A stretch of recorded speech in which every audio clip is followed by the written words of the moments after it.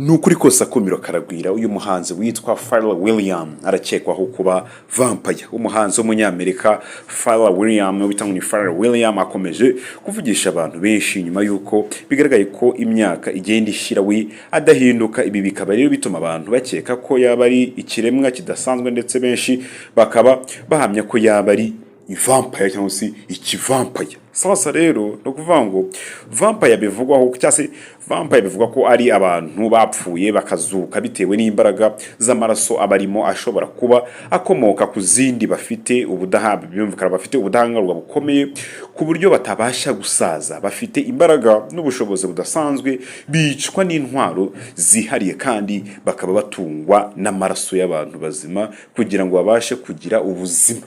Sasa rero no kuvuga ngo aya mafoto yafashwe muri iyi myaka n'uvuga atandukanye bikaba agaragaza ko adasaza cyangwa se uyu muhanzi